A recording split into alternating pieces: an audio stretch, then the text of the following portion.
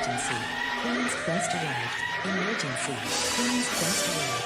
Emergency. Queen's Quest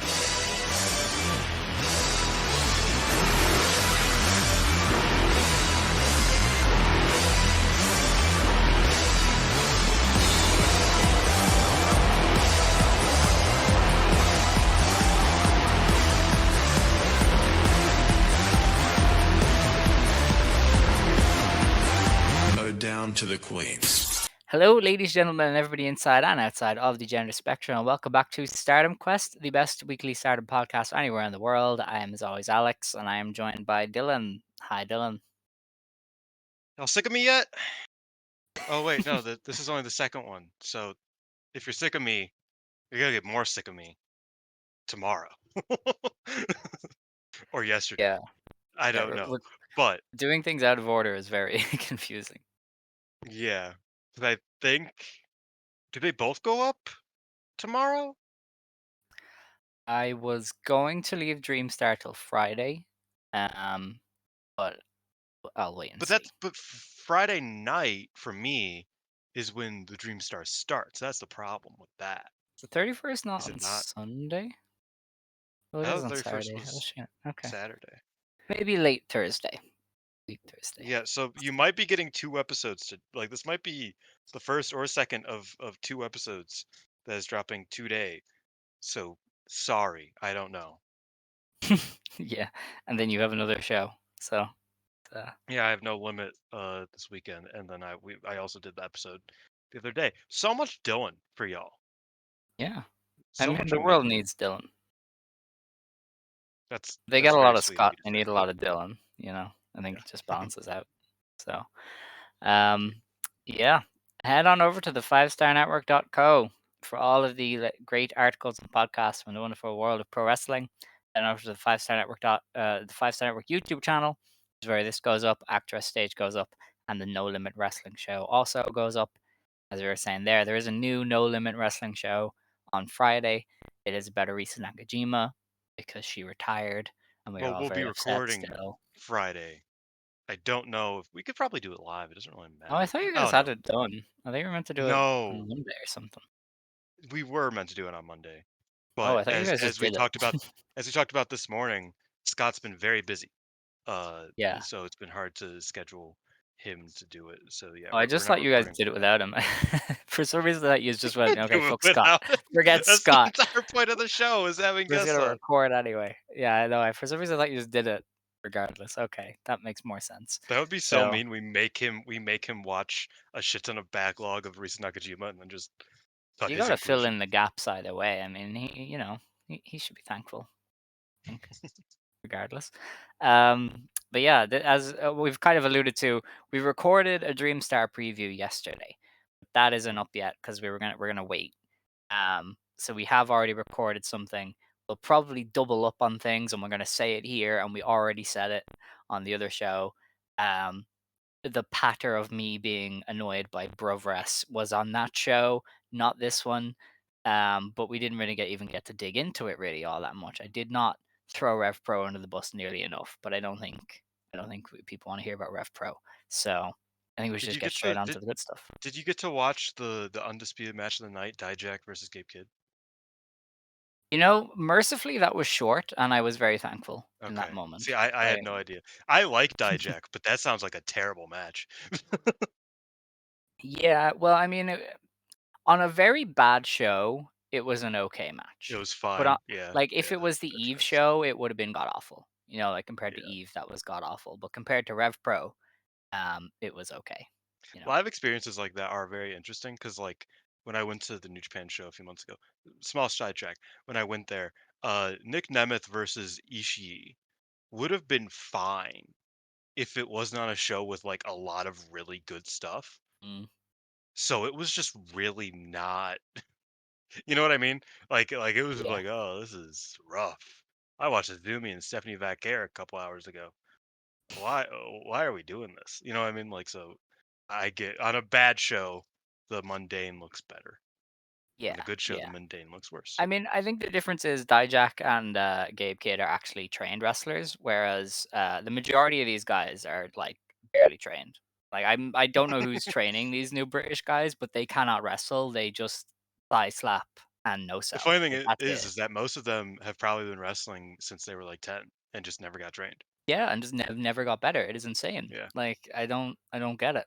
And then the thing that's interesting about UK indies is because all of these fans are so used to only reacting to like the no sells and the forced double downs and the Mhm. bad technical stuff where they're allowed to chant to get themselves over, when the women's matches happen and they have to watch And actually they're a completely different fundamentally flow. good pro wrestling, Yeah. they Yeah. have no idea what to do.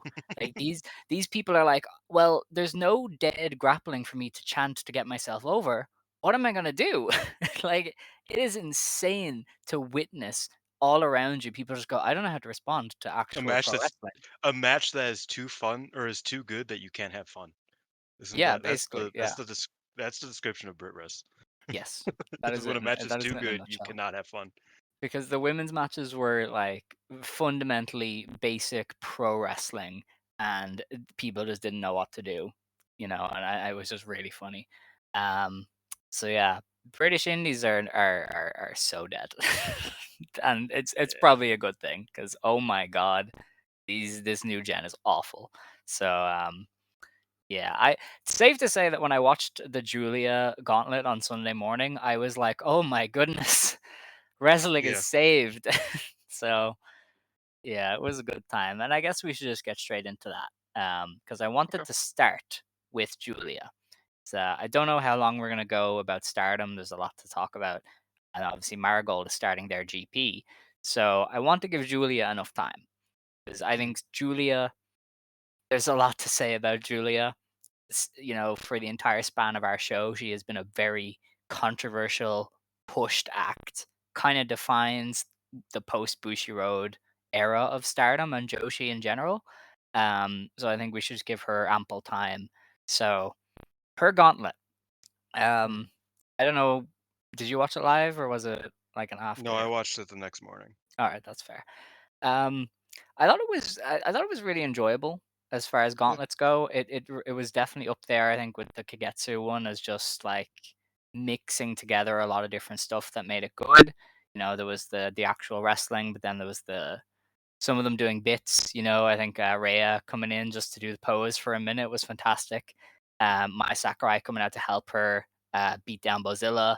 There was a lot of like fun stuff mixed in with Now Ishikawa very with the book. interesting stuff.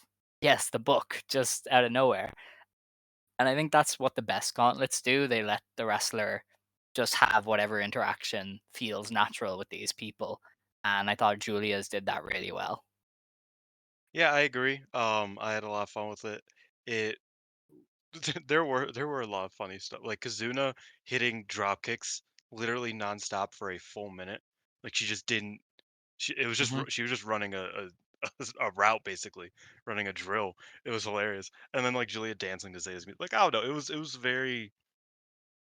it felt very Marigold in a way Yes. where Yeah. it's like very much like you can tell that even like a Bozilla uh is a very integral part of this roster, and the roster all likes each other and wants what's best for one another.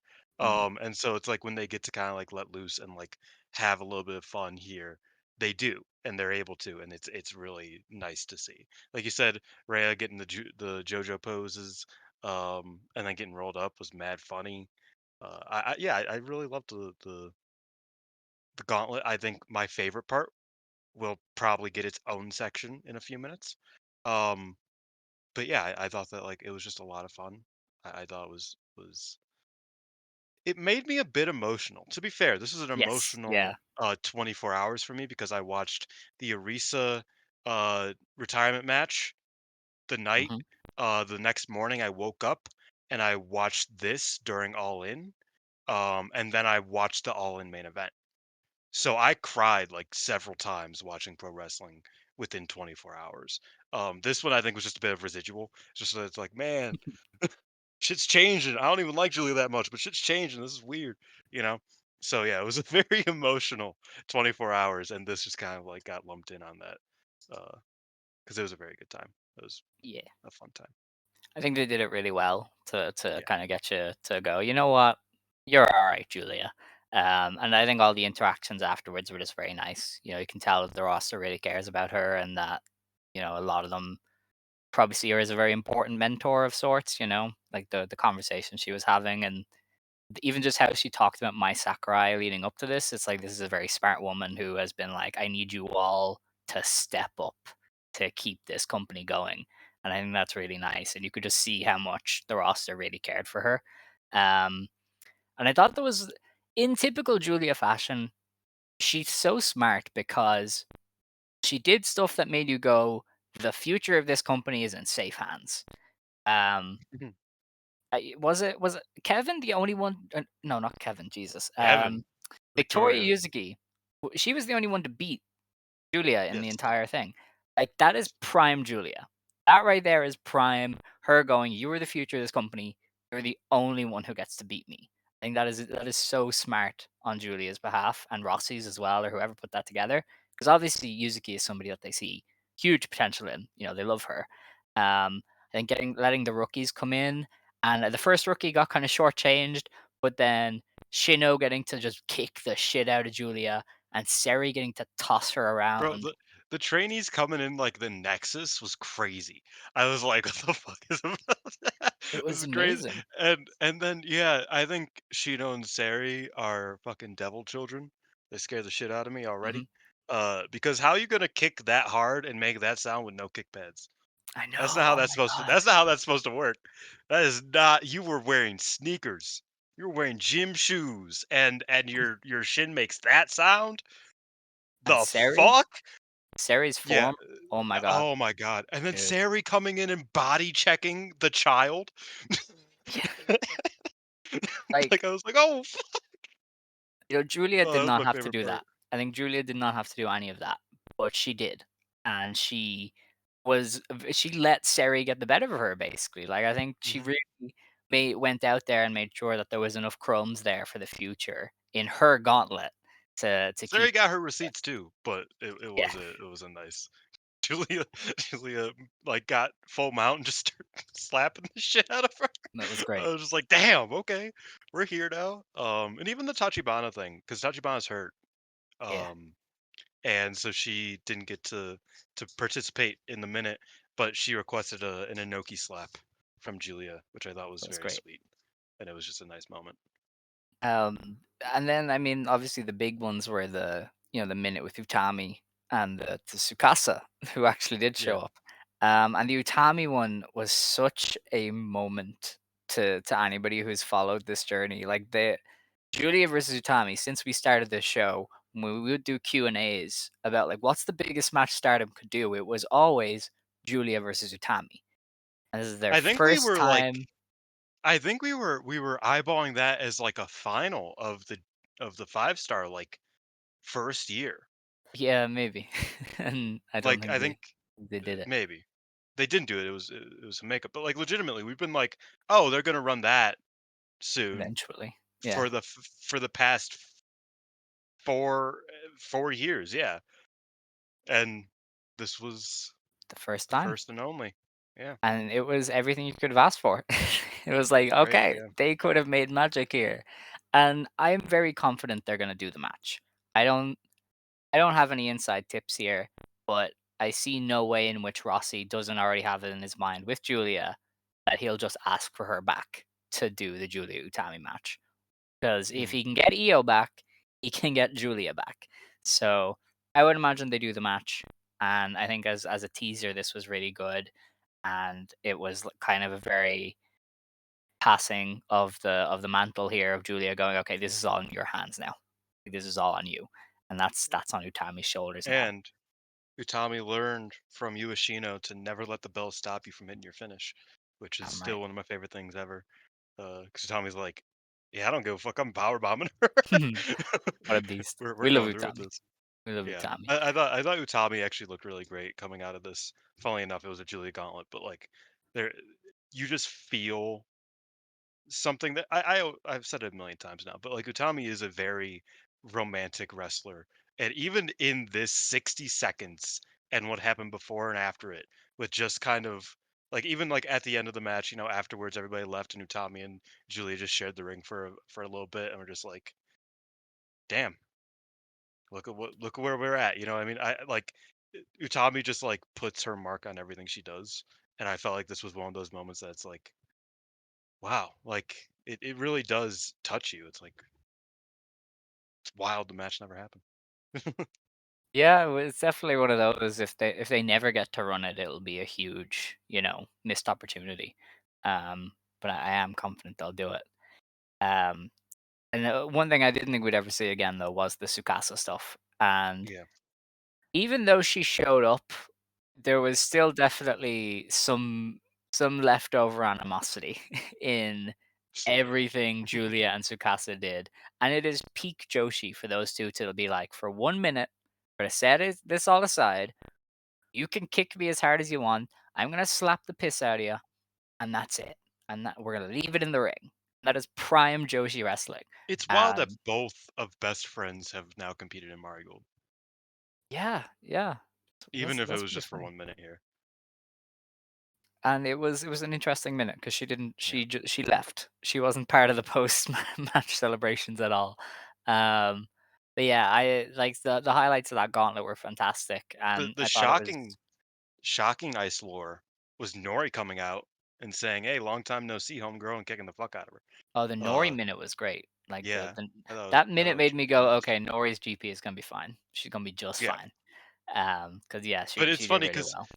that was like what it was initially when Nori came back to wrestling with LPW. Uh, Julia was like, "Oh, I know Nori," and everybody's like, "Can you please stop saying you know people from Ice Ribbon? We know you know them. You don't need to acknowledge it. She doesn't need to wrestle you." I'm happy she did. I'm happy that Nori's here. Yeah, it was nice. It Uh, was nice. but yeah, it was a funny little piece of ice lore that it's like, "Oh yeah, we know each other. I'm about to kick the fuck out of The whole thing was really nice. I think these gauntlets are one of the best things about Joshi. It's a very specialized thing that only really happens in this scene, but it's you." Yeah, always really nice. And I think the wrestlers always mix enough stuff in that you kind of get your feels, you get your funnies, and there's generally going to be two or three people who take it really seriously and beat each other up. yeah. And I it's think great. outside of like obvious great matches and whatnot, I feel like a gauntlet like this is a great thing to show someone who has like a bit of knowledge about like it's not like you shouldn't show this to someone who's never seen Joji before. But Yeah, like I do think that this sort of thing, and I think the Yoshino one, the Kagetsu one was probably better at what I'm about to say. I feel like it really like shows off a very integral part of Joshi wrestling, yeah. which is kind of just like funnily enough, both the camaraderie and the just like for real beef that these people have sometimes is that it's like there's I think it really this sort of match in this gauntlet in this Julia gauntlet really like showed something about Marigold and about Joshi wrestling that I think is very integral to it as a culture, I guess. Yeah, I can kind of see that. I think especially as I said already, the post match stuff was really Hmm. like, okay, there's a real togetherness here to everybody. Like even the foreign wrestlers were getting in on it, and they were happy to see Julia. Like even the Bozilla kind of broke character a little bit to extend the Shake hand your to hand, Julia. which is a great spot, like because Bozilla has been kept out of the out of the out of frame for every backstage thing they've ever filmed. She's been kept very kayfabed, and that's like she's evil and she doesn't like anybody. She doesn't fuck with nobody. I thought that her shaking Julia's hand was very much like the Undertaking taker shaking someone's hand. You know what I Yeah. mean? Where it's like that doesn't happen. That's not hmm supposed to happen. So it means something in that sense. And I thought that was a really cool thing for them to do. Yeah, there was a lot of stuff there to really enjoy, and obviously for people like us to pick up on with the Seri and the Shino interactions, Mm. just really well done altogether. And it was a really nice send off for Julia. And when she was leaving, it was very much a like, this is really it. She's Mhm. really gone. Because as much as for the past few months, people have been like, oh, she's checked out, and I'm ready for her to leave, and she's not that good anymore. I feel like you don't miss Julia until she's gone because Yeah. there's very few wrestlers like Julia. There's very few people who get it on the level that Julia gets it. She is always the talking point. Whether you like it or not, she's always doing something. And whether that's because of her push or because she's doing the legwork, like I always praise Starry for to build the matches online or through the media. Giulia does that, and she really Mhm. gets it. And she's been the conversation about Joshi for a long, long time now. Like she has been at the forefront of this entire scene, whether people really like that or not. She was one of the big stars of the company that really like they sold 5,500 tickets or something to a show, to a Joshi show in the Mhm. Yokohama Arena.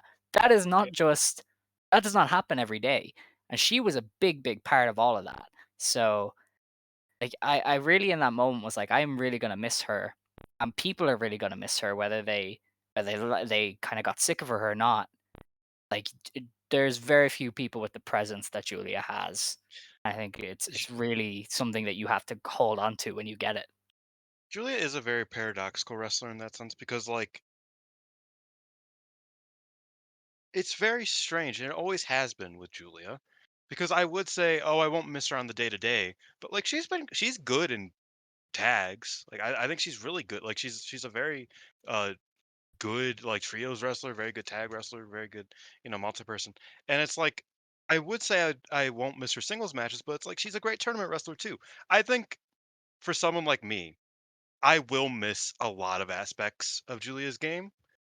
I think that the one thing she prides herself on, which is the big time main event singles matches, just aren't for me. So that makes it a bit difficult for me to like view her, if that makes sense. And that's like I like most of the things she does. It's just the one thing she does the most, I'm not too fond of. So like as I was saying, in a day-to-day sense, I will miss having Julia around. Miss seeing Julia in like the roster party games that they do on Marigold's YouTube. Like for example, like it's very clear that she is like gets along with everybody, and that's really sweet. I'll miss her in the tag matches. I'll miss her interactions with wrestlers. Um, but yeah, I do agree with the average person. I think that Julia's big matches have dwindled, especially. And even then, I was never too fond of them personally. So it is a bit of a paradoxical relationship of just like I'll miss her, but I also won't. But I also will. But I also won't. Yeah, yeah. I mean, she wasn't always perfect, but I think that's why Her she was so presence will interesting. be generally missed Yes, uh, yeah. from the, you know, from I feel Marigold like and Vertigo when scene. she put it together, there's very few people that were as exciting as Julia. Like Mhm. during that trios match after Sumo Hall, it was like there's very few wrestlers who could do this. Like her Yeah, just scrapping with everybody and it feeling natural. Like that is not something you get every day. And that was the point where I really went, wow, like, we're not gonna have this anymore. Um, I well, think you are. You watch Level Up. I don't think it's gonna be the same. I don't know. Uh, Michael Hickenbottom is not about that life. He's a bit strange. Um, but yeah, I don't know. Julia just I think they did a perfect send off for her with the gauntlet, and I think people don't really realize yet just how much we're gonna miss her presence on the big shows and in feuds and everything else because there's very few even in Marigold, that I think get it on the level she does. I don't even think Utami gets it the way she does. Like I would say only Yeah. Sari really seems to get it. Like Utami is a great wrestler and a great ace like figure, but I've never seen her putting in the legwork to build She's feuds not a like great online. promoter. Yeah, she doesn't really do that, which is fair.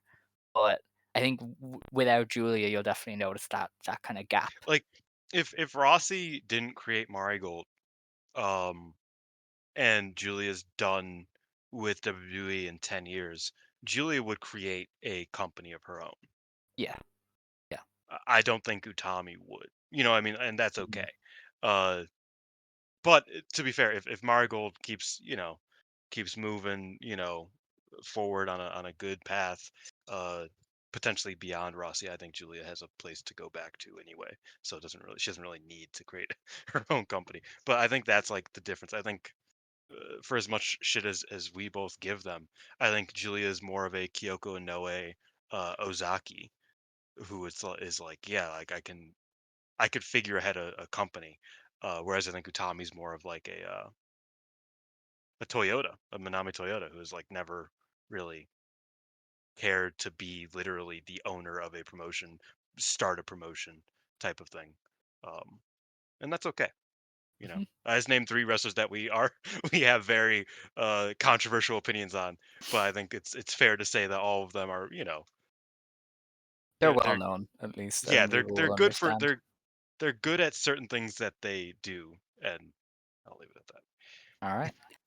Um, I think we should move on then to Stardom. We'll come back to Marigold a bit later, but we just want to get the Giulia stuff done. Mhm. Um, Stardom wrestlers outside of Stardom then. Mina Shirakawa has been quite busy. On Saturday, she won the Undisputed Women's Championship in Rev Pro, which was an interesting move. It definitely points to her never ever going back to Stardom full time. Unless she like drops it on V0, but I'm not sure about that. She's also wrestling Rachel Ellering on Ring of Honor, and if you know your Stardom Wait, lore, you know how funny that is. did that not happen already? I thought they recorded that like 2.5 weeks ago. I only saw the graphic posted, so I'm gonna assume it That's hasn't. wild. Because yeah, But like the I first week she was out there, that match happened. thought it was Taya. No, she did a promo with Taya, I think, Oh, but the Rachel Ellering match happened like weeks ago. that's really funny. Yeah, I only saw the graphic, so maybe I'm wrong. But I think she is wrestling Rachel Ellering on Ring of Honor. She isn't. She hasn't been seen on AEW TV just yet. Although I guess they do have an opening for her now if they wanted. She could slot in with Mariah, or maybe as part of the Monet stuff. Not fully sure. She She would have to. Well, she was shown on camera like 6 times during the she Ring was, of Honor yes. match, so I She imagine popped either up on she the will screen and got be. a big pop. It was very funny. Given that Mariah, also congratulations to Mariah May, Yes, obviously for winning the indeed. AEW Women's Championship. Nothing but love for her from Stardom Quest. Also the Hanan gear, nice touch. Yes. Um, but considering that Mariah May slapped her own mother, I imagine that Mina will be the first non-Tony Storm defense. I could see it. Yeah, I maybe don't that's think they're all out. gonna have Mina. I don't think they're gonna have Mina side with Mariah, because if Mariah's camp, you would imagine would be her family, and she beat the fuck out of her family. I I think guess. She did kiss Mina Mina probably though, isn't. so she does want to date Mina in canon. Yeah, but she also kissed Tony. I don't know. I would love to see Rose Gold together as like a fucking lake cool power trip assholes Yeah, gimmick in AEW. I think that'd be like a cool way to go with it. it'd be so But cool. I have my doubts that they would actually do that. I think Mina's too inherently babyface over there right now for them That's to do true. that. She is very popular. Even on Yeah. the Rev Pro show, she was very popular. And brovs hate women, as we learned by Baker and Monet getting nothing. Absolute Well, silence. yes, That was but rough. But yeah, of we all women to move on. hate, I mean, one of them is valid. To I be was fair. surprised about Monet getting nothing though. Like Yes, I that agree. is I was Sasha like, Banks, that. and she got I fuck felt all. bad. I was like, damn, Monet's getting fucked over right now. This is fucked up, just Yeah. by everything that contributed to that match. Um, yeah, that's Mina. She's busy. She's on the show on Friday, the New Japan show. We mentioned this already. She's in a pre-show tag. People expect her to win and maybe challenge Mercedes for the strong belt. I don't fully know. I think that would be fun. And yeah, she might feature on AEW TV because they do have open spots now. They need a challenger for Mercedes. They need a challenger for Mariah. Jamie Hayter seems to be feuding with Saraya, so you can't really feud with Jamie, but she could probably feud with Tony if they wanted to give her a rebound win. I'm It's not fully sure. it's But there's it's definitely crazy. spots open up now on TV. Yeah, just very briefly, it's crazy that they are setting up all of these British versus British matches after their UK tour. Um, I think that's Yeah. very Well, funny. in They fairness, didn't Jamie run anything. Hayter like was not healthy. So Yeah, I think she got cleared like yeah. a day before or something. Yeah. And also Saraya, nobody wanted to see Saraya on there. Oh, did you see Saraya was on Rev Pro and she got told to No, fuck off like straight away? that's so So valid. her brother, cousin, nephew thing, he was in a match and he did this like big elaborate light Finn Balor, Demon Balor entrance where Mm. he was like the killer and he had like a Doom logo painted on his chest. And um, two people who were very obviously Saraya and her brother were like in masks walking down to the ring, and then she took the mask off and it was Saraya.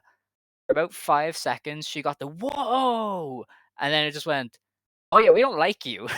And she got like told to fuck off by her own home fans. The It was great. instinctive pop only to lead to like, wait a minute. Yeah, it was so funny. Like just the immediate, oh, it's her. Yeah. It was great. Um, The other Stardom wrestlers outside Stardom, Momo Watanabe is challenging Mercedes Mone for the Strong Women's Championship on the New Japan show. Momo is not winning, sadly, but that will be a great match. I think Mercedes especially will want to rebound from the Baker one. I think she's very online and will know people are shitting on it. So she's gonna want to be like, hey, listen, that was not on me. I am great. Look what I'm about to do. Momo also So built it quite well. They released a promo from Momo's subtitled, and she was basically like, "Didn't you used to want to work in Japan? I could have swore you were here. Did you get scared? Did you get scared of us? ooh, that's good. We're gonna show you that that fear is real, like that type of thing." And I was like, "That's a good ass like way to build this match. I respect it." Momo is good, man. Wow, she's really Yeah. good. Um, the other thing then is, if I can get the card up, Sariism is on the 2nd of Yes. September, surprisingly enough. And as we know, there is a big Stardom involvement there. Sariism retweets everything to do with Sari, so it's basically just a Marigold page at this stage. And I don't actually Sariism remember, is the second biggest Sari fan page on Twitter. basically. You Is can Scott guess the which the first? first one is. Yeah. Yeah, yeah. I legitimately. Oh, here it is. Okay, so the Stardom involvement there is Mayu Iwatani and Sari taking on Chihiro Hashimoto and Veni in the tag main event. We talked about this when it was announced, but it is happening before we record next time, and that is an insane match. No way that isn't like one of the best of the year. Just like Mayu Hashimoto. and Sari are just running up the board, man. This is ridiculous. It's really not fair. But I mean, Hashimoto was going to hit that German on Mayu, and it is going to Yeah, like I mean I Hashimoto will too, be. for that matter. Yeah, yeah, she's pretty great. And I think Venny getting something to do is great. I think Venny Yeah. is so good, but regularly she's just never given anything to do. Whereas now she's going to be in there with Mayu and Sari, and I think she's going to be very motivated to go. Hey, listen, don't forget about me, guys. She had a very good performance on that Seedling show with Sari. Of Actually, they course, tagged yes, together. yes, And it was a lot of fun. Beat the fuck out of Unagi and Misa. hell yeah. And that's all I think for Stardom wrestlers. I don't know when Hanako is back. I also don't know what Hanako is doing. I know Izzy. She wrestled Izzy. Y'all remember Mm. Izzy? And Izzy was like, "Hey, we should do this in Japan." And I was like, I'm not sure about that, but who Isn't she knows? still like 14 or Dude, I something? have no How idea, man. how Oh wait, that was 10 years Yeah, ago. that was a long time ago. Like She that was, might be just like she might just be able to go to Japan now. I don't know. yeah, possibly. Um, I don't know, but we'll see. I think that's all though. I don't think there's one. Oh no, that's Marigold. Never mind. So I think that's all for the Stardom wrestlers outside Stardom. If we think of anything, we'll bring it up. Well, I guess this is kind of a thing. Aya Sakura was announced for the Dual Shockwave tournament. She's going to team with Sakura Hiroda. I highly doubt What? most people. Oh, you didn't know? No, that's insane. Yeah, yeah. Aya Sakura and Sakura Hiroda are a team in the Wave Tag Bro, League.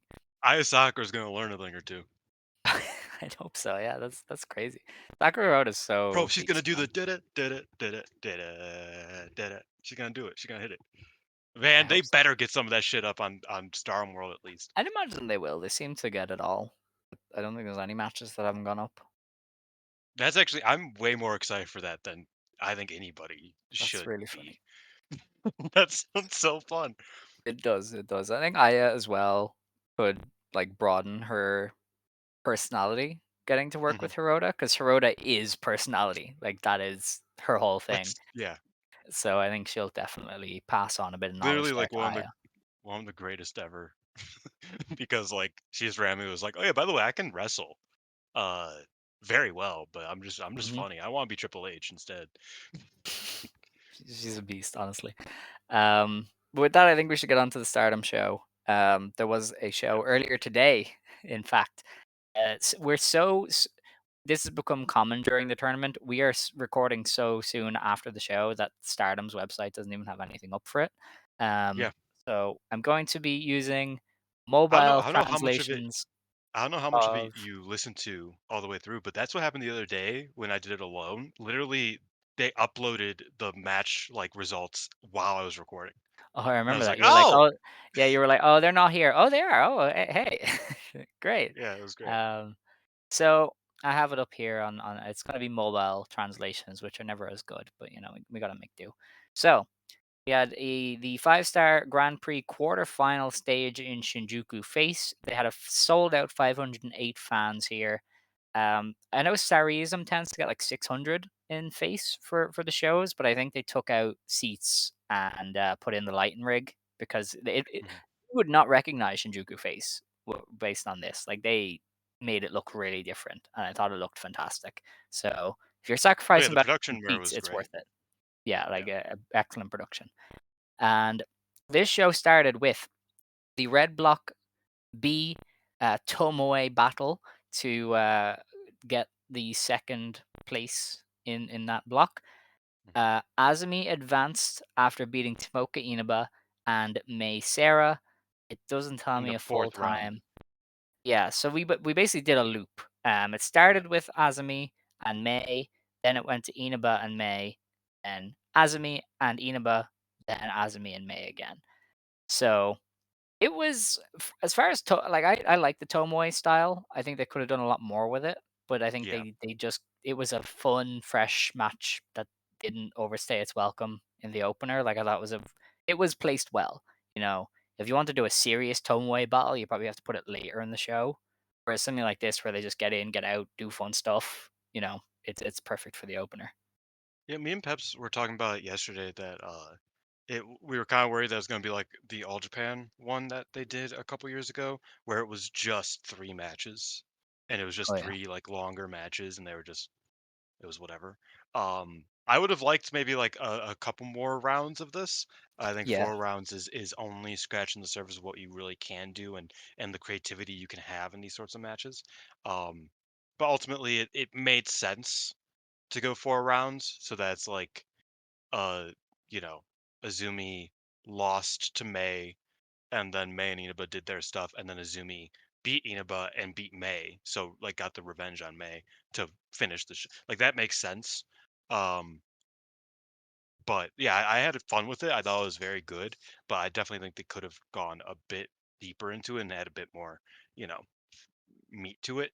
I will Hmm. say, crazy spot uh was when May popped the Canadian Destroyer up into a cutter.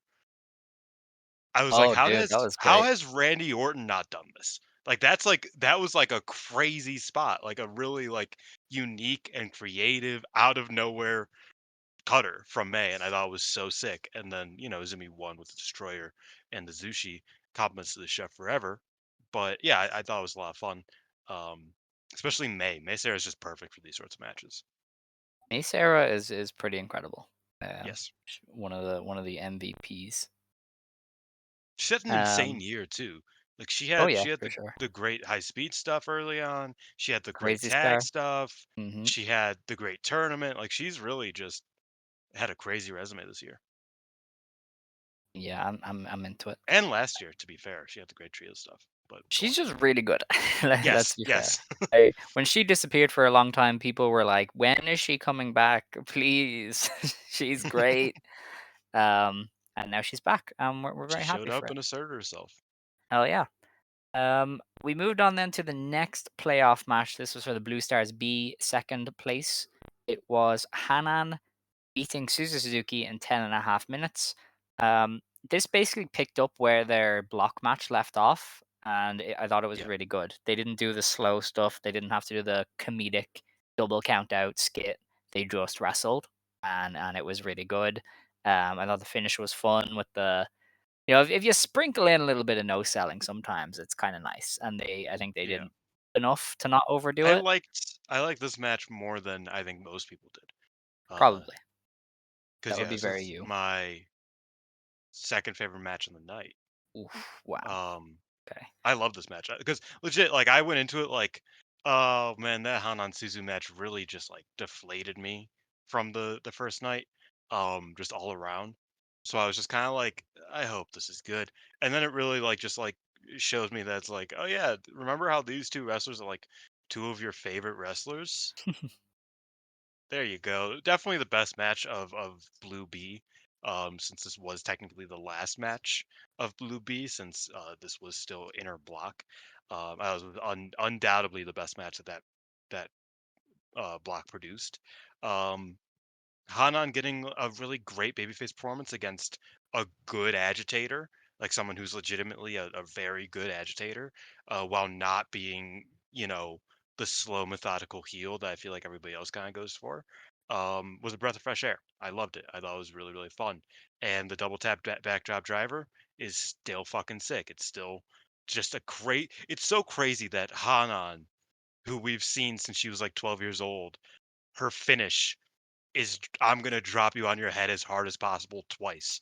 Yeah. Fuck you. That's a crazy finish for Hanan of all people, but I adore it. I love it. It's perfect. And I really like this match. I thought it was tremendous. One of my favorite. Maybe not. It's probably like a top 8 match of the tournament. It's not like a top 5 or anything like that, but I loved it. All right. I didn't watch this, but they did a preliminary tag I for didn't either. the two title matches. Tam and Hina actually beat Natsuko and Rina in 14 minutes. Tam rolled up Natsuko with the Andromeda. So that's Tam's That's first win in a little bit. yeah. That's concerning for the Tam Roaders. I don't know, possibly not. Um, I was skipping Why did it through go this. 14 minutes? What the That's fuck? why I was skipping through this, and I was like, "They're still wrestling. They're still wrestling. They're Yeah. still wrestling. They're still And wrestling." then they were talking. And they were talking, yes.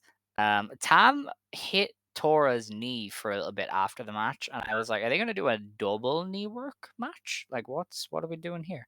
But yeah, that was that. Tam gets her first bit of triumph over Hate on the eve of the title match because she has been beat from pillar to post basically for a month. And she basically said, "Yeah, I'm going to restart Tam Road. You're going to lose the belt without having a successful defense." So Mhm. that's a threat. We then went on to the Red Stars quarterfinal match. Mayu Iwatani beat Natsupoi in 11 minutes with a two-step dragon to advance to the semifinals. This was Natsupoi, insane. where has this Natsupoi been all tournament long? She switched it back on and it was amazing. This was great. Yeah, I don't know. I wrote that, but then I ultimately answered my own question that it's like nobody is as good as Mayu Iwatani. So like Yeah. that's the logistical answer.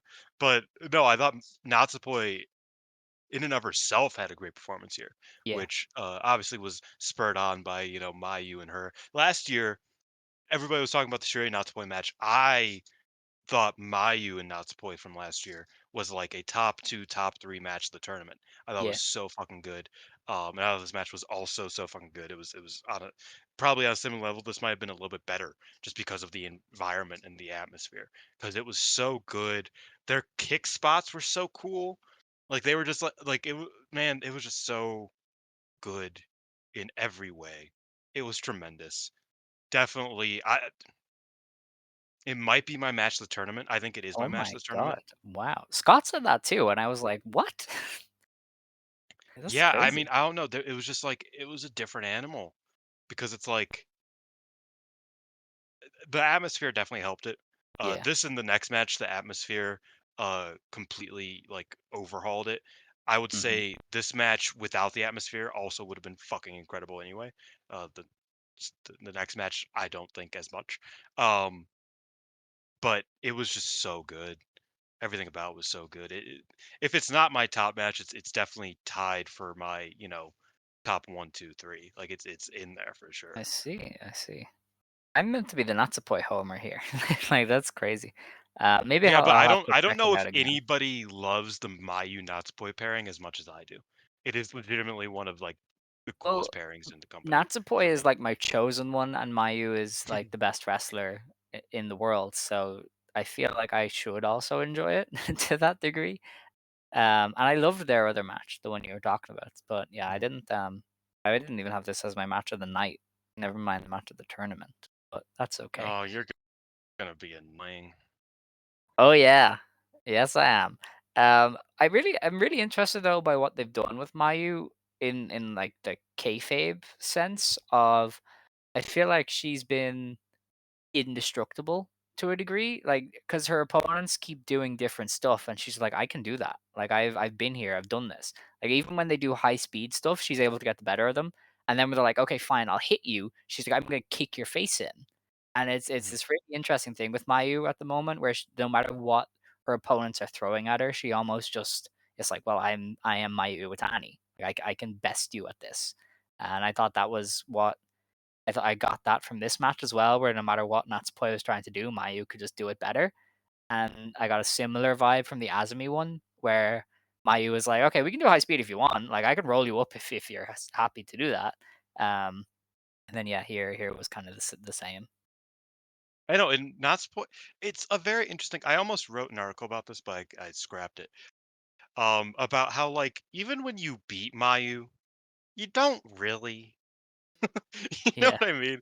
Like I think Mayu just has like such a aura to her that's like I think it originated from an Utami interview after she won the red belt. She was like, "Yeah, I won the red belt, but like Mayu's still Mayu," and mm, that irks me a lot because like I'll never be able to be Mayu, and I need yeah, to figure out how to how to deal with that and how to figure out how to be Mayu. And spoiler alert, she never learned how.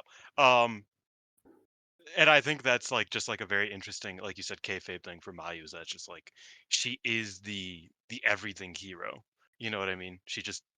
She's everything. She does yeah, everything that you can do, usually better. And even when you beat her, do you do you really like uh, eh, you never yeah. really beat She's Mayu. no, she's super interesting like that. And I think if somebody does beat her in this tournament in the later stages, I think they will look incredible for it. Um, But we do have to go on to Blue Stars quarterfinal. Saya Kamatani beat Starlight Kid in 16 minutes with a Star Crusher. And this right here was the best match of the show. Um, Putting this version of Saya opposite such a natural babyface like Starlight Kid was perfect. I think the crowd was on fire for both of them, and it really helped make the match that bit better. I thought that Saya left a lot of the bad stuff behind and was Ah, largely just wrestling. uh, And when she was doing the bad stuff, the crowd was like into it anyway. So it had a purpose. So because I mean, she was like healing it up, and the crowd was actually reacting, and that's really what you want from this hate stuff. So this yeah. is a big win on Stardom's end, where it's like, okay, they've gone all in on Kid. They've gone all in on Saya Kamatani. They switched the positions from Kid as heel and Saya as babyface to now Kid is the babyface and Saya is the heel. And it's worked out really well. Um, I thought they had a great match. I think Starlight Kid was really, really good in this. Her pace and athleticism was able to keep up with Saya and kind of force Saya to do her better stuff. And I like that she's brought back the schoolboy. It's not a schoolboy power bomb anymore. It's more of a blue thunder bomb. But Mhm. I think she started to do stuff that's like, okay, she is still going to wrestle, and she can still wrestle, and she's not healing it up nearly as much. And I think I she's don't know. got a Like nice medium. the I feel like the issue with Sai Kamatani remains that it's like the first half of her matches are unbearable to me. Like the second half, and this happened similarly with the Hanan match, I believe, or maybe it was the Suzu match. I don't remember. But I like all three of those matches: her versus Hana, her versus Suzu, and her versus Kid here. I thought all of them were good matches. But there there's this problem where it's just like the first, chunk of the match, I'm just like I get very just like roll my eyes, kind of want to skip forward to get the good stuff. And I don't do that usually with wrestling matches. Um, so I just sit and I'm just like, can we get going, please? Because she's doing the posing stuff. That's very I get why people like her now, I guess, because she is very over the top, and I think in that way, if that's what you're looking for, I 100% understand liking her. But I am still the opinion that it's just like she's a bit too over the top for my liking in her current role, because being over the top implies a lot of her just doing kind of lame shit. Uh, but with that being said, second half of the match was probably the best stretch of match that was on this card, uh, because it was a pretty insane second half. Uh, it is wild to think, like you kind of alluded to, like 18 months ago, Kid was like wrestling a pretty poor heel role, and Saya was doing the opposite, and it produced a pretty okay match. And then here, Kid's doing the tremendous babyface role, and Saya's doing a relatively, in my opinion, poor heel gimmick. And I thought this match was better than their previous encounter. So if that says something about Tall Saya's current role, maybe it does. Uh, yeah, I thought it was a very good match. I didn't have it anywhere near my top match of the night, but I did think it was a very good match and the best Sai Kamatani match since the turn, definitely. Yeah, yeah, I think she's slowly but surely getting it together. Which I knew she would. Well, I didn't know she would, but I figured she might. Um, they almost seem like they might have a problem where she's too popular because there were some dueling chants in there. Like Oh yeah, they she's the match so. started. The match started with dueling chants, and I literally wrote, "If I was Kid, I'd start shooting." I'd be like, "There's no way that I am getting that the Starlight Kid chants are getting drowned out by Saya Kamatani chants in August of 2024. That ain't right. I would start hurting people if I was Starlight Kid."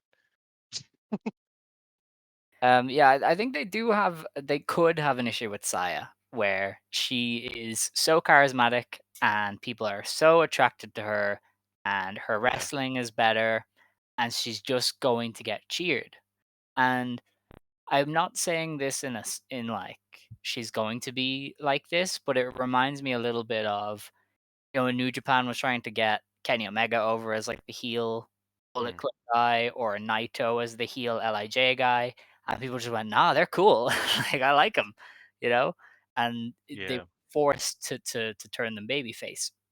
And I do wonder if they might have that issue with hate to a degree because if Saya gets over and gets really popular and people love Tora, they're just gonna go back to being into hate, no matter how much they try. And Konami as well. I mean, Konami looks really cool Which, too, so you're gonna have that to be issue with fair, Konami. is I think that's just a Joshi problem these in this era. Like you said, I mean, it happens in Puro in general, but like I, I think especially in wrestling Joshi, fans I just don't think like it stuff that's works. cool. Like it happened to the Yeah, Shield, and it kind of happened with the NWO, and it's happened time and time again. Where yes, you might have this heel faction, but if they're too cool, people are just gonna love it.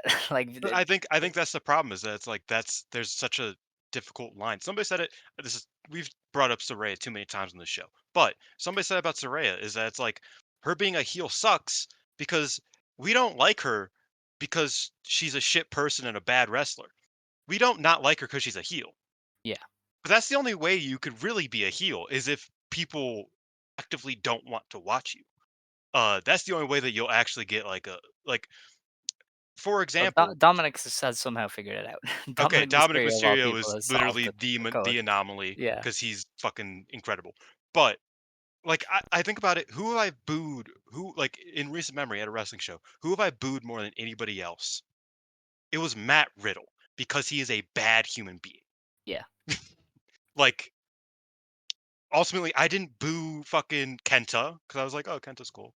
I didn't boo Ren Narita because Ren Narita's cool. Like, I booed the asshole, like the Mhm. actual person who should not be in the business. That it's become an issue in modern wrestling just in general. But yeah, I think I think it's I see. always been there. It's Yeah, just it's yeah, different now because storytelling has changed. yeah. True. Because the only time I've ever been fully on board with heels was when I was attending indie shows, and they would constantly do the English guy who's a heel in Ireland, and no matter what, that will always work because people here hate English people. And they especially hate when English people are like, I am English and I am better than you because of it. We want you dead. So, and it's like, they don't really do that sort of heel anymore in like the mainstream So the answer because is you is can't. just the British. Yeah, no, like the only way you're gonna get a heel is through full on xenophobia. Like that's Yeah.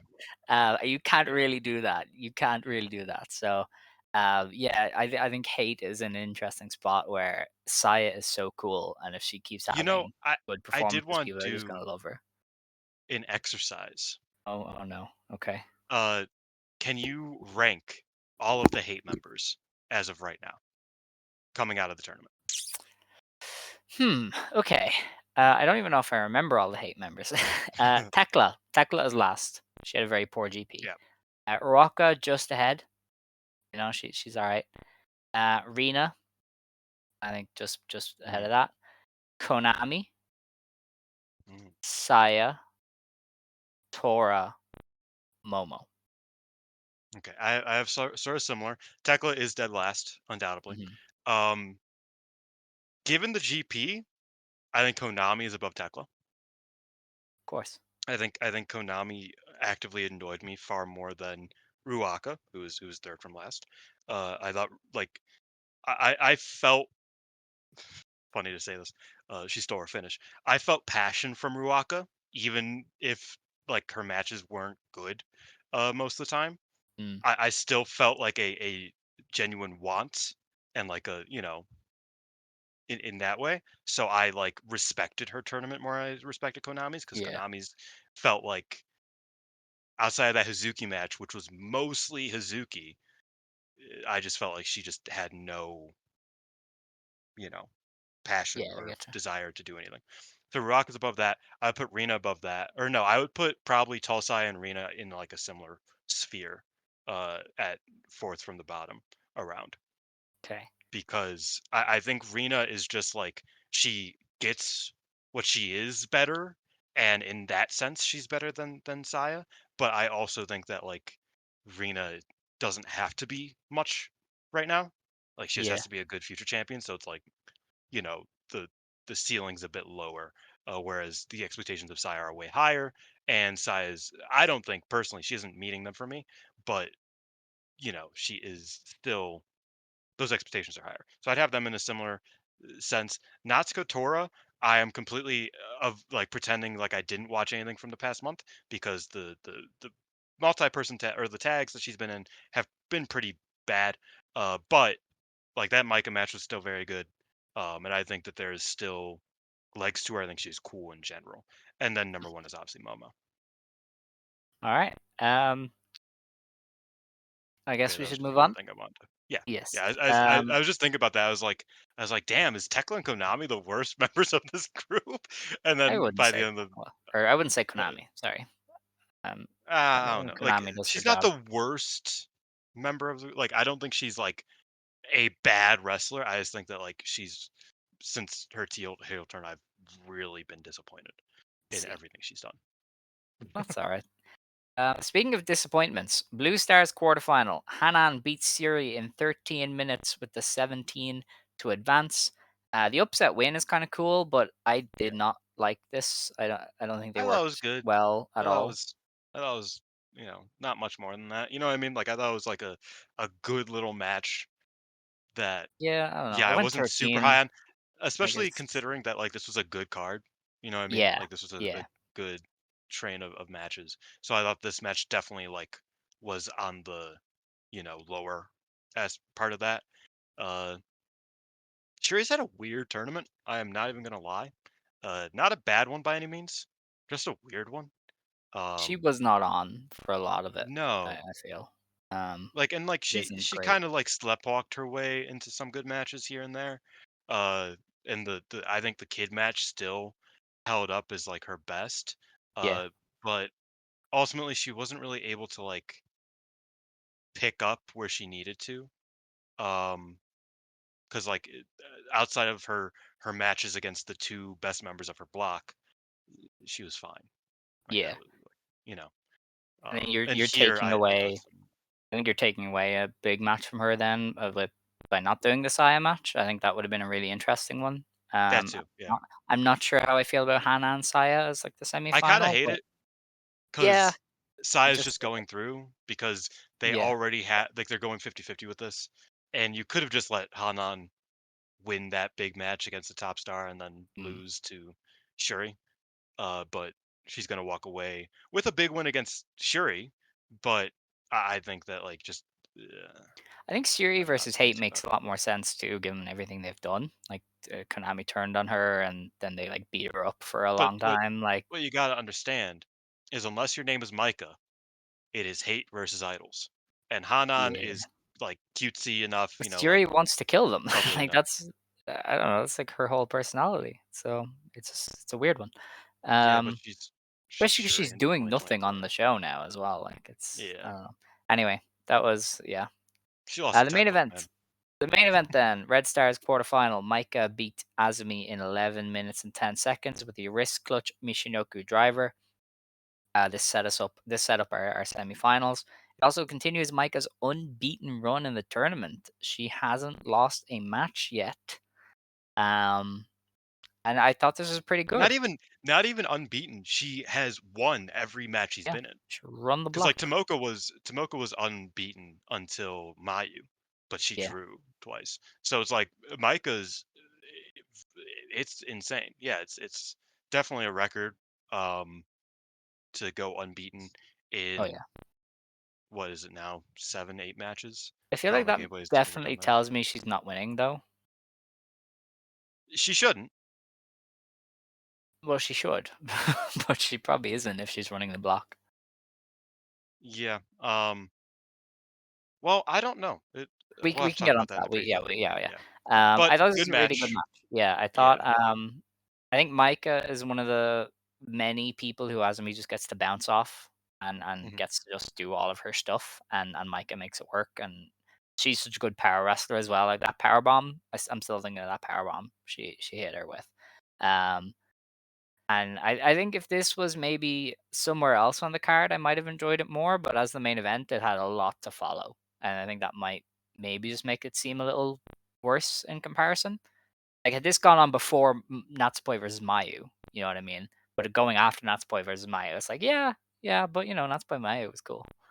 So I think Yeah. this was hurt almost by going on last because it was like we had a lot of great stuff. Yeah, I thought they did really really well. I know. I Uh, think Natsuko and Mayu going last would have made more sense, but also, I get that the Tomoe battle, they wanted to make that like oh yeah, bookend the stuff.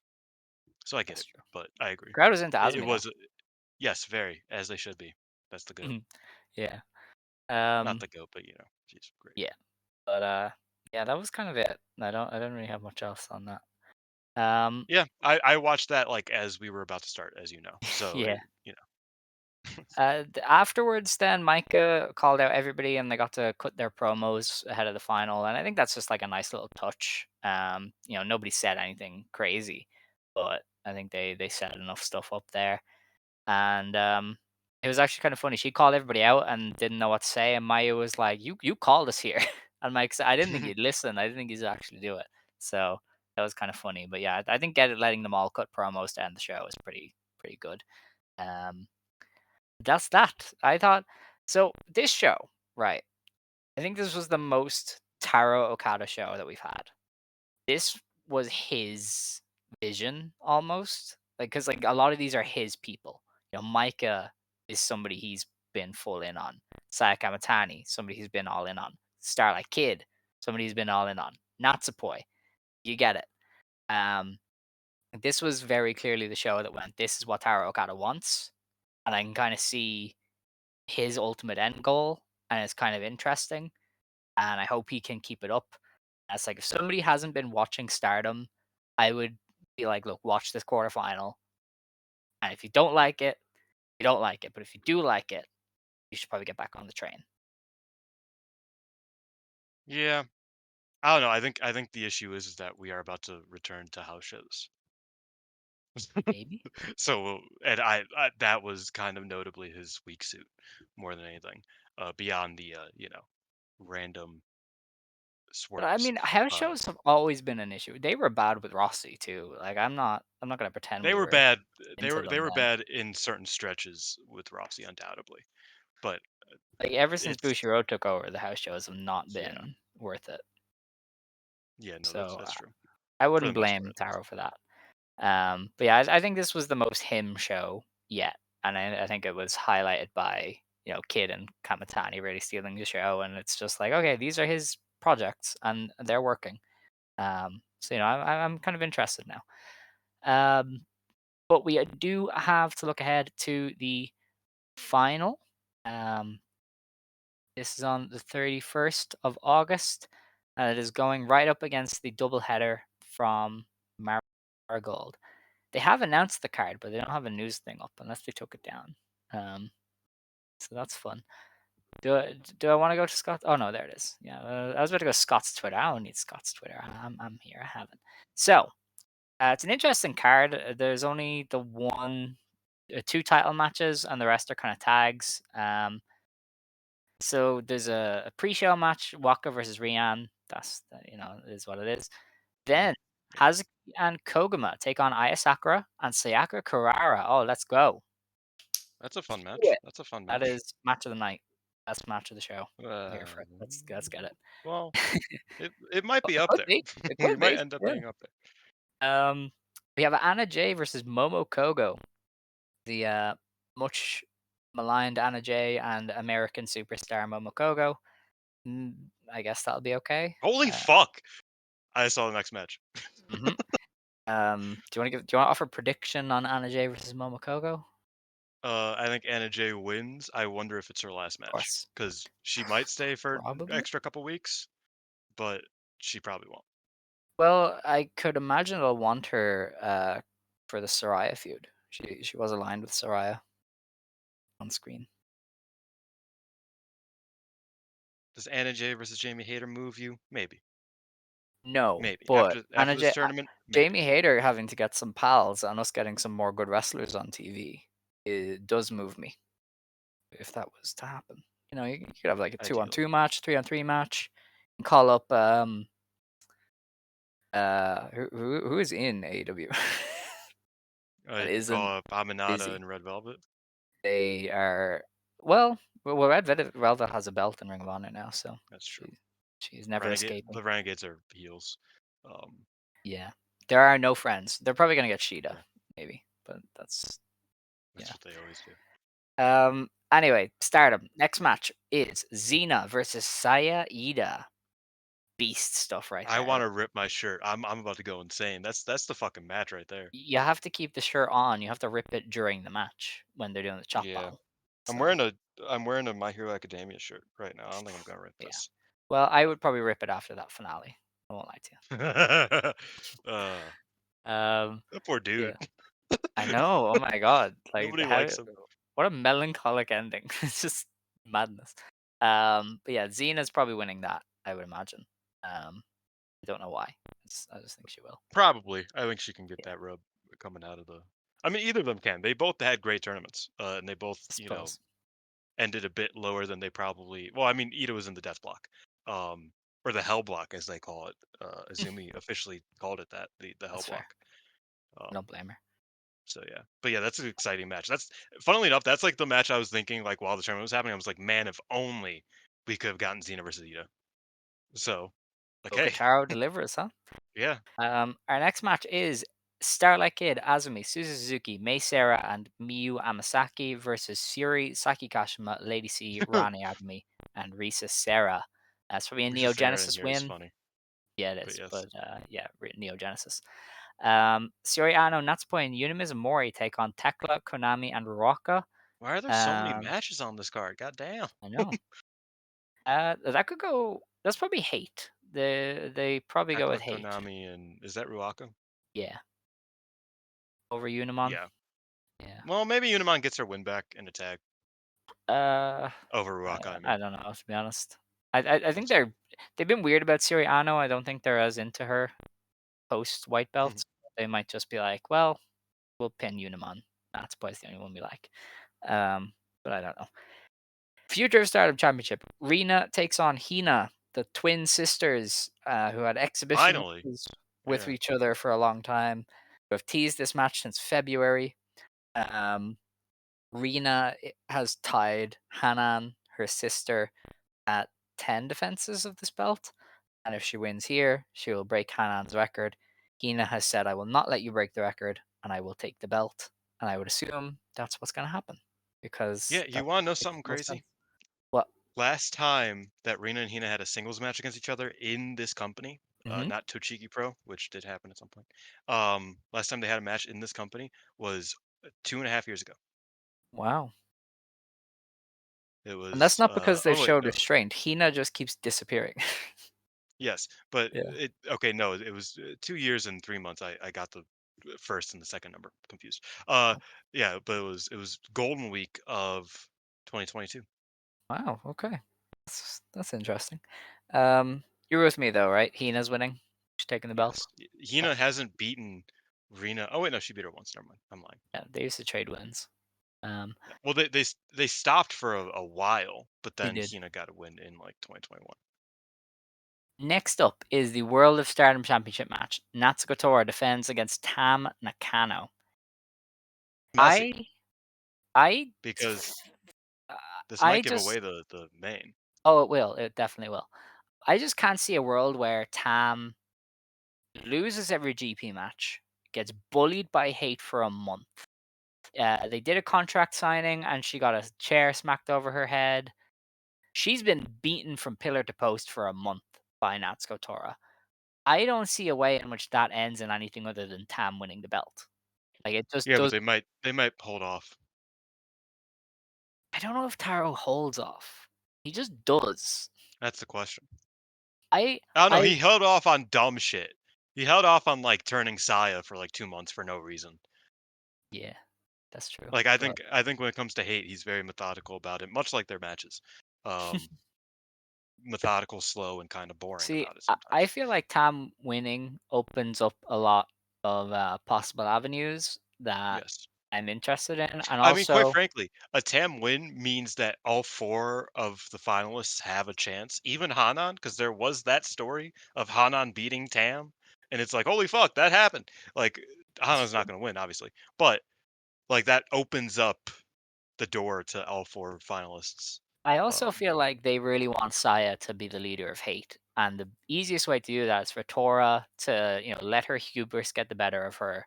She gifts Tam this title shot, right? It's like you're a loser. You're gonna have a shot at my belt anyway. I know I'm gonna win, and if she loses, hate has a reason to go. Okay, well you can't lead us anymore, and then they shove somebody else into that spot. I feel like that's what's gonna happen. Is Tora loses, Hate goes, "You're not our leader," and Saya takes it over, and then maybe they do Tam Saya, with Saya winning the GP.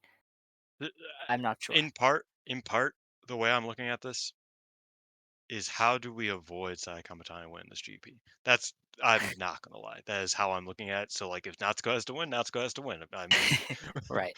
that's what we gotta do. I would rather Tam win. I think Tim winning is fine. I think that works.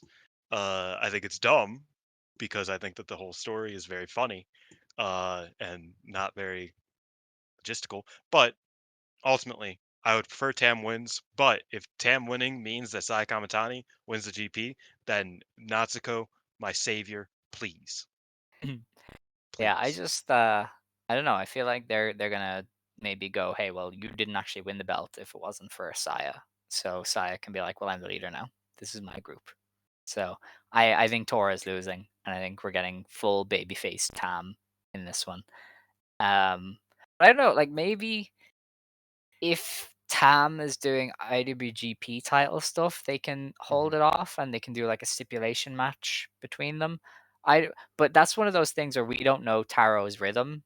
Like if Yeah. we knew he liked to do rematches, we could go, okay, yeah, they'll do a rematch. I don't know if he likes to do rematches. He might hate them. And, like, historically, this is a weird thing, and historically it doesn't really matter because it's different people, but Tam has always been more of a spring wrestler. Like, her big shit comes in spring. Yeah, She yeah, doesn't and that's really what I do was year-end thinking. Like, stuff. if she loses here, she can beat Tora at the big spring show, and you Yeah. can unify the belts or something. And Tam can have her match with Mayu that feels like it's destined to happen soon. Um, but then it's like, is Taro the guy to hold off on that? Because he hasn't held off on much. So maybe he's just gonna have Tam win. Maybe that's it. Mm. So I think Tam. I would have Tam going over. I think at this stage. That's where Just I'm leaning, but at the same yeah, time, I also lean towards Tam winning this tournament, and she was out immediately. So, that's true. That's true. We did think they were gonna hold off till December, but we didn't really know Taro just yet at that point.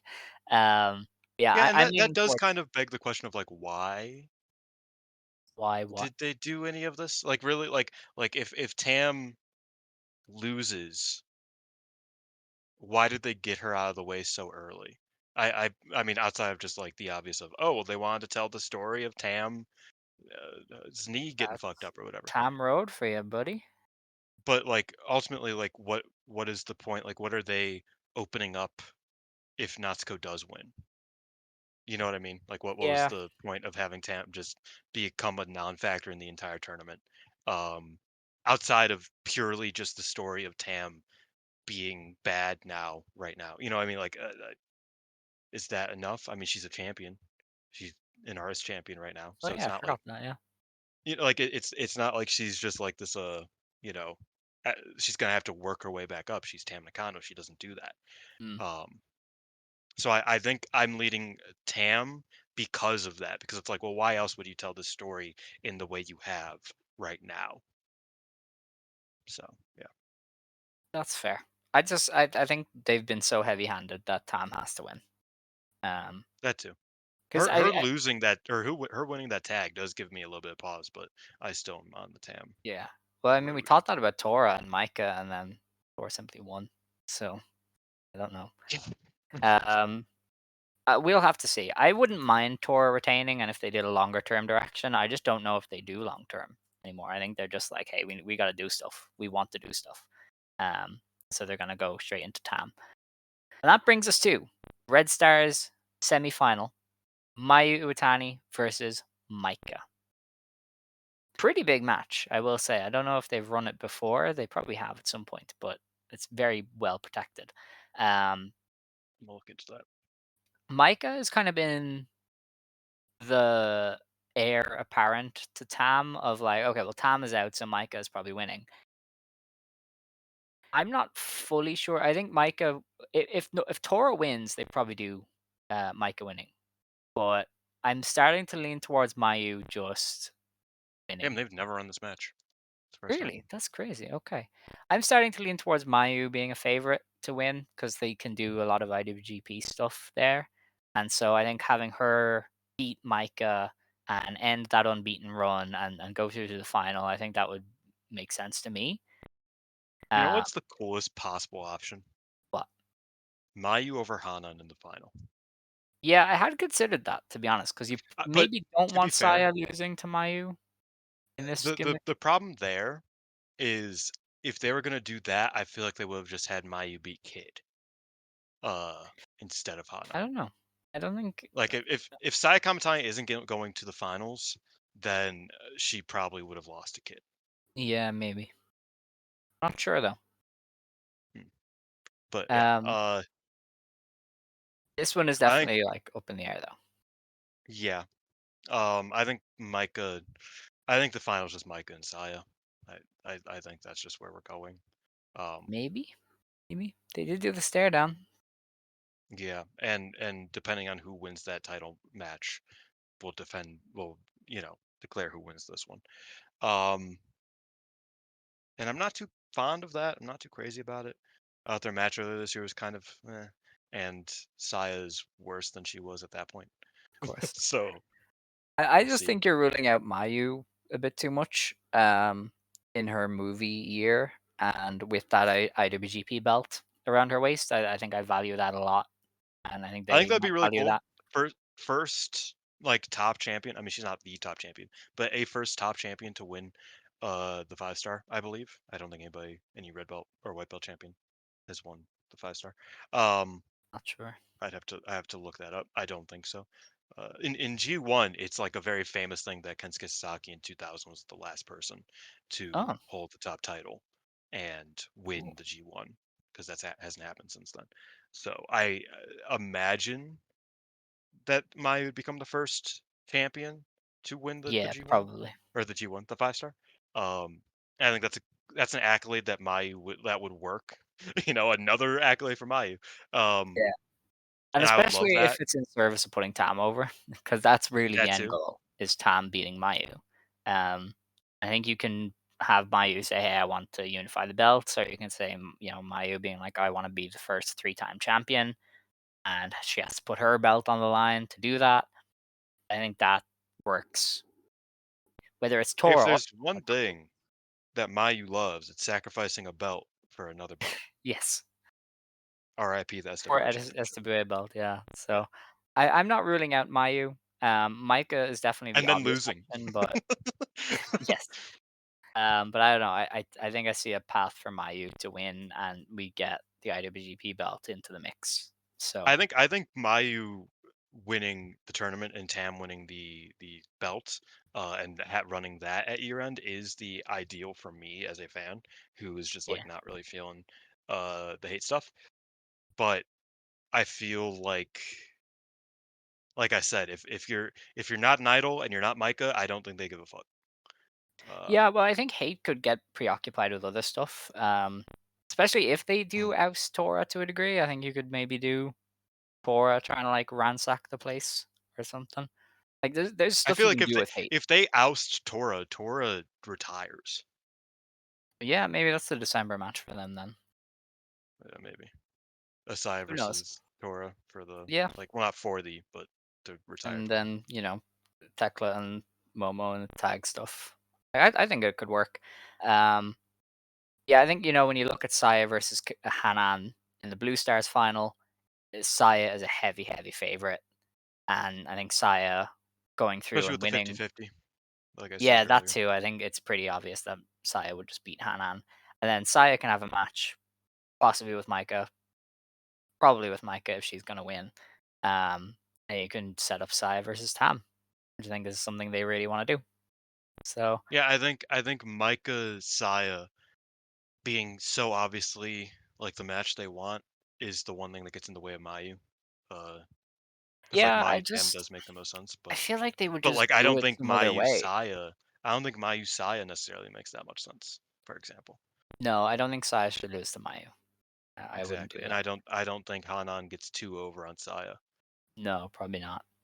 So that's why it's hard by, But I just feel like it elimination. depends on who you're centering. Because if you center Tam, Mayu makes a lot of sense. Whereas if you Yes. center Hate, it's Saya Micah. It's very Yeah. very interesting.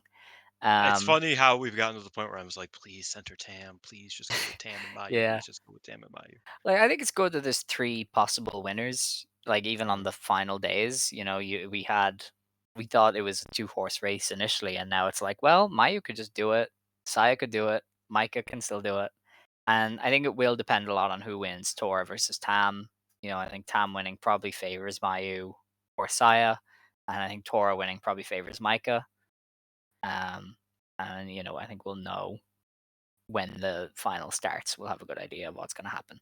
But I am Yeah. interested. I think there's a lot of options they can do. I do think Mayu would be a good option. Um, Even if they wanted to not have the winner hold off till Sumo Hall, you could do Mayu Tam just about anywhere, and you're going to sell a lot of tickets.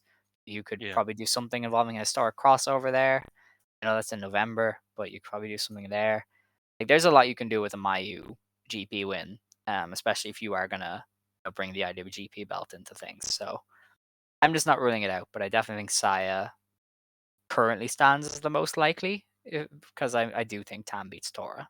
So then they'll do Tam Saya. I think Micah is the most likely. Because I will say even if Tam wins, Micah versus Tam is a match that they can run. Maybe not year end, but they can run, and I think would make sense. Mm. But yeah, I think her going. I don't know. Maybe they just have her beast and just win the entire never go. They could. I mean, if they're in full star making mode, then yeah, just Micah runs through everybody and gets her belt back. I think that would be pretty cool. Yeah, she But would I go think they want to what? spread the wealth a little bit more. Where the fuck is Micah? Micah's here. She would go 9-0 in Yeah. the tournament and win.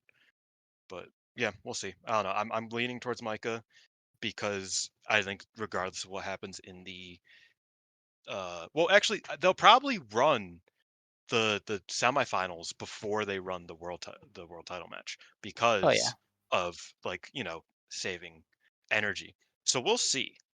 It all kind of feeds into itself, if that makes sense. Yeah, that's true. Actually, yeah, I think that'll be a solid idea.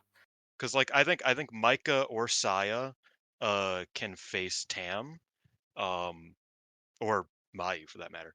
Uh, Tam is the most the more open option, whereas Tora, it's like if Micah wins her semifinal and then Tora wins, Micah's just winning.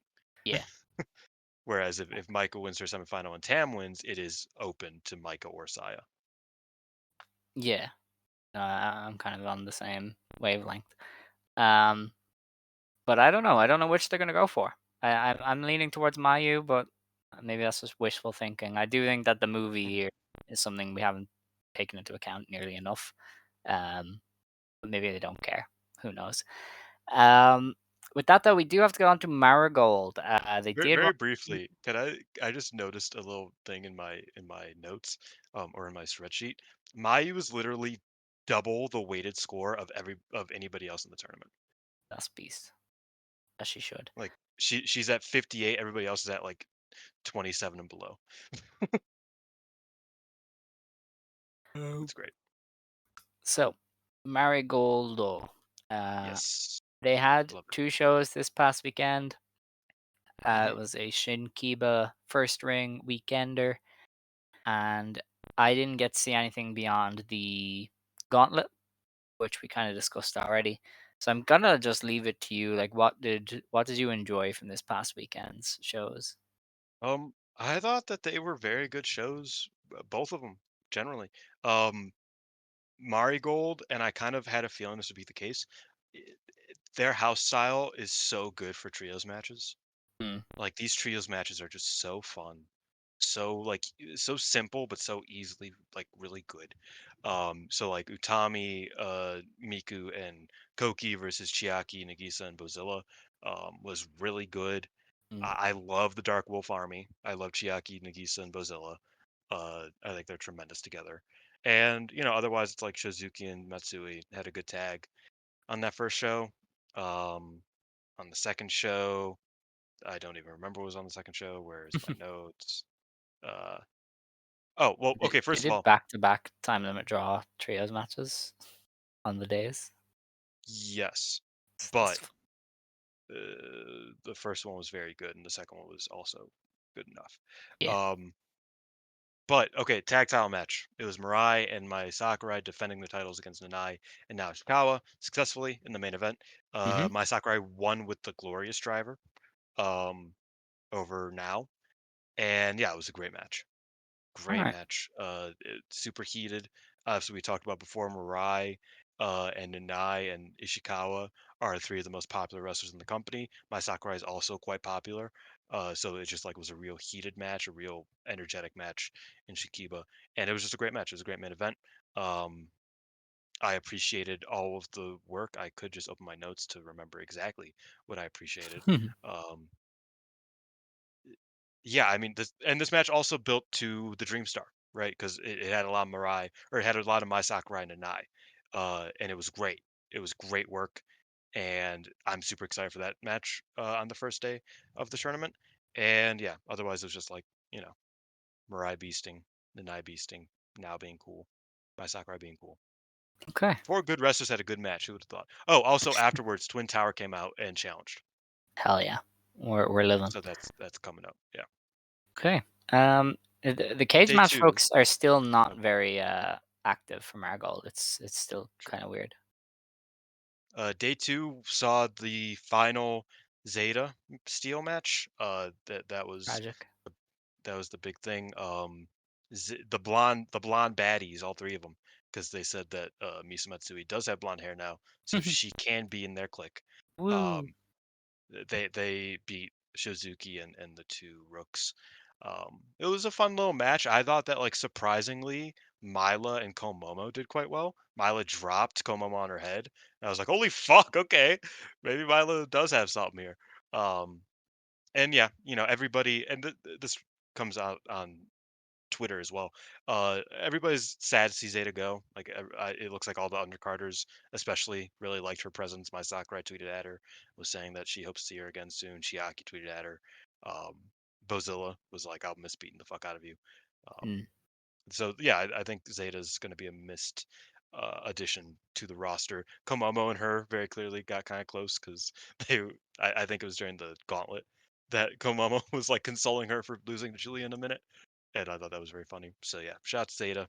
Um, Otherwise, good matches. There were good matches on the card. Nothing to really write home about. Like I said, love Dark Wolf Army. They were great in this show again. So yeah. All right. Yeah, it sounds like an interesting weekend. I'm disappointed I missed it, but there's only so much I can do when I'm away all the time. We will preview though the first two shows, Shows. which is Yeah. basically just one day of the Marigold, and I keep calling it the Marigold GP. It's the Dreamstar Grand Prix. So it's an Osaka Neymar. split, which is kind of interesting. Hell yeah. It's kind of weird that they're starting it in Yeah. Osaka with a double split instead of Corkin or something, but it is what it is.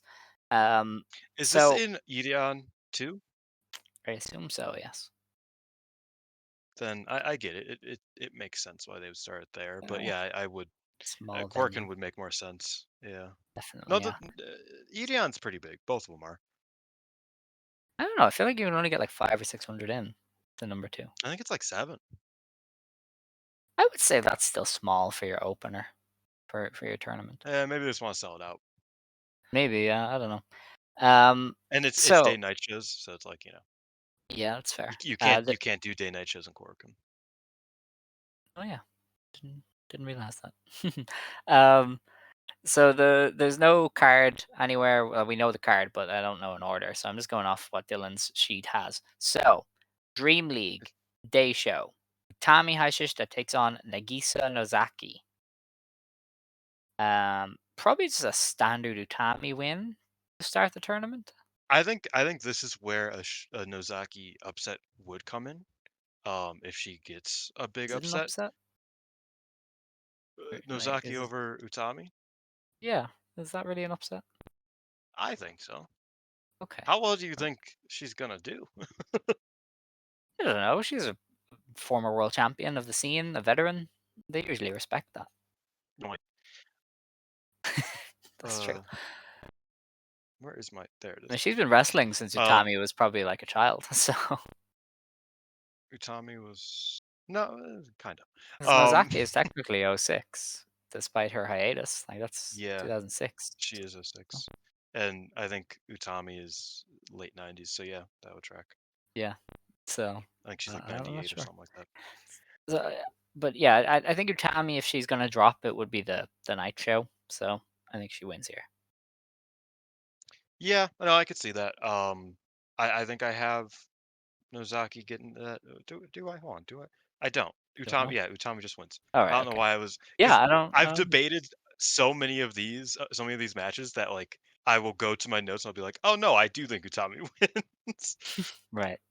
Mirai versus Chika Goto. Oh, that's a Chika win. They're gonna build up the tag title match there. I don't Chika know, gets a maybe night one upset. I don't know where else an upset comes in the Dream League, so I think it would be that. Nori over Koki. I don't think that's an upset. I just Oh, think that's a and standard. Yuzuki over Suzuki. Okay. You need the Maybe. Superfly to be built better, more than you need the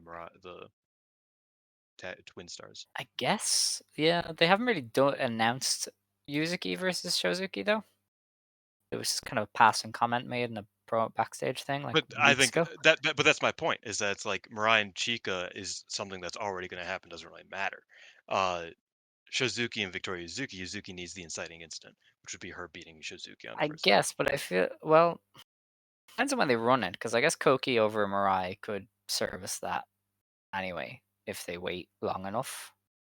Yeah, which I Okay, imagine they all right, are. It's like there's not that many options during the tournament to run that's true. title matches Right, outside you of you like you've won me over. Morioka. I'm gonna go with Mirai over Chica. Um, Sorry, Koki versus Nori. I think it's just Nori winning. I think she's the yes, I think new Nori wins that. fresh face. They're gonna go, hey, look, she's good, and she's gonna win to start. Yep, I agree. Um, and yeah, Shozuki versus Victoria Yuzuki. And I do like where you're going. I think Yuzuki beating Shozuki and asking for a title shot would make a lot of sense. hmm I think it'd be really Um, cool. And all right. because you need like there aren't that many people that's like chomping at the bit to face Suzuki outside of Misa Matsui. So you need to Yes. put a Yuzuki in there to And it is at something least that's been get it brought up going. between Yuzuki and Yeah, Kazuna before of like exactly. they're people who should challenge or wanted to challenge. So yeah, Mhm. I'm into it. For the Star League early show, it's Miko Iono versus Misa Matsui. I have a feeling that Misa is going to win that one. Yeah, I would So, like Misa to win it. It's difficult, as you guys will hear us talk about tomorrow or whenever you listen to the transfer. yeah, It's difficult because like Miko Ono is going to be trying to find points elsewhere that are harder to get. Like her versus Bozilla feels like a hard match for her. Her, uh, I don't she worry might. for Miko Iono. I think she'll be okay. Well, I don't either, but I'm just saying, like, to keep her in contention last day, she'll Yeah, probably lose to Misa, or she'll probably lose to Mai Sakurai as like an upset uh mm, down the maybe line. So that's why I'm like, I don't know if Misa has the room for that, but she might, and I think she should. But I'm a bit hesitant on that one. I guess. Nanai Takahashi versus Mai Sakurai. Would it be crazy if I said this is a draw? No, I could see it. Yeah, I didn't have it as that, but I could see it. I think they're going to do some uneven points, so people have to draw. And I think this is one that could definitely go to a draw because you don't want Nanai to always be losing, but I don't think they want Mai to be losing either, since she's seems to be freshly, you know, in their minds after the Giulia stuff. So Yeah. yeah, I'm going to draw there. Um, and then it's Kazuna Tanaka versus Bozilla, which feels like a very easy Bozilla win. Yes, that would be a very funny upset, but it's not going to happen. Yes, yeah. And then the They've night wrestled like show. 3 times already, and and Kazuna was like, "Can you guys please stop? I don't want to wrestle her anymore, man. This sucks." Poor Kazuna. The night show then has less tournament matches, so it's I don't really people just go home, I guess. It's Utami Hayashishita versus Chika It'll probably be a Goto. tag. Oh yeah, that's Or yeah. no, there is. What? Wait, What? no, they have a card for some of this. Oh really? Chiaki is in a 5-way on one of these shows. Right. On the day show, she's in a 5-way. Oh right. Okay. So like they yeah, the wrestlers that This are off. this is where it'd be nice if Marigold had a functioning website, but they Yeah, don't. wouldn't that be fucking sick? Yeah, it would be incredible. Because they probably have it on Twitter, but their Twitter is so active. Uh, Is it these yeah, videos? uh, Do the videos turn no, into it was graphics? No, they maybe. don't. No, they don't turn into graphics. Okay. I'm just gonna take your word for it. And I don't think we need to preview the undercard stuff anyway. Utami versus Chica in the Dream League. Probably Utami. Oh, oh, okay. I found the undercard stuff. Oh, But cool. Well, uh, so on that first show, it's just the 5-way. It's Chiaki versus Now, Komomo, Yuki, and Mila. Chiaki's winning, all right. obviously. Yeah. And then on the other show, Oh, there it is. Yeah, there I see it is as well. a tag of Koki and the Minamis versus Mai Sakurai, Kazuna, and Vic. And Mila versus Now for some reason. Yes. So those are Fun. the undercard matches that don't matter. All right. Yeah, Back to the don't night go. show. Sorry. Yeah. So Utami and Chika, or yeah, Utami and Chika. Is Utami gonna start 2-0? But why not? I don't know. I think this is a I think this is a Chica win. We see. I have Koki beating Utami on the last day, so I don't think both Twin Towers beat Utami. See, I kind of do. I think that would be an interesting way to run it, of her falling to like.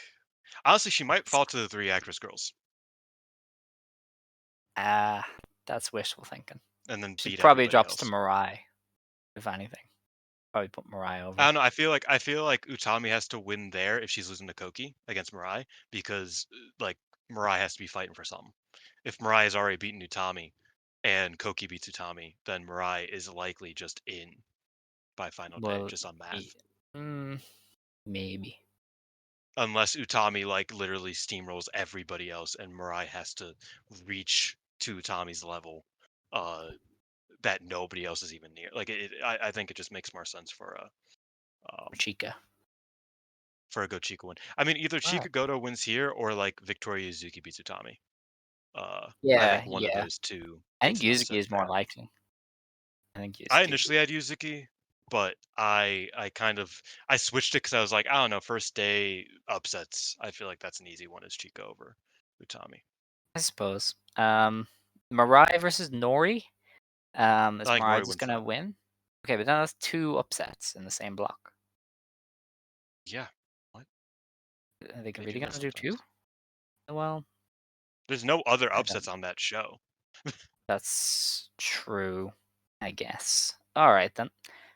I Um, think, like I said, or like I will say, it doesn't matter. Nobody, just listen to both. right. Nori. I think Nori like goes 2-0 and like leads her block to end the first day, and Okay, then peters out. that's fair. Nagisa Nozaki versus Natsumi Shozuki.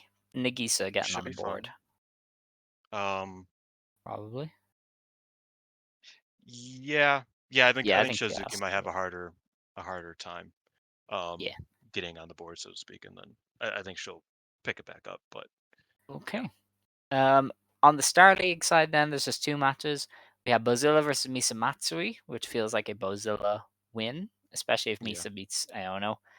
Misa works off Bozilla really cool though, so I'm Of excited for course, that one. of course.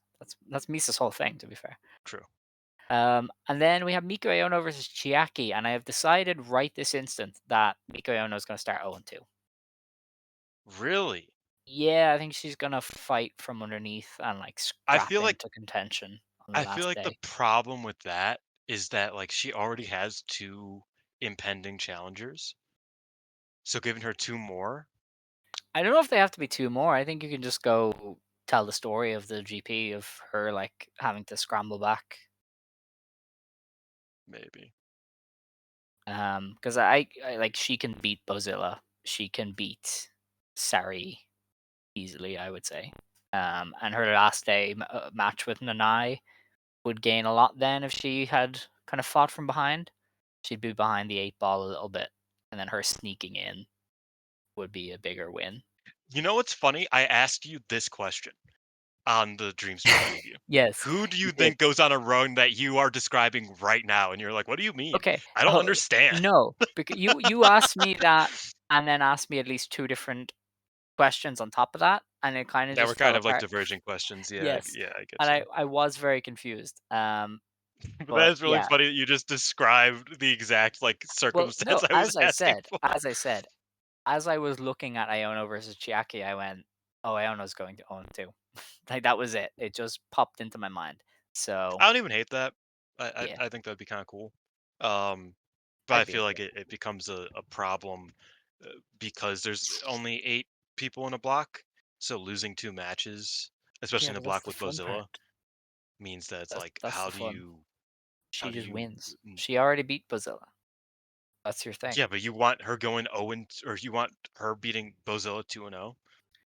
I think that would be very Rossi to be like, oh, we have this big destructible, indestructible monster, and oh, she just can't beat Miko Iono, by the way.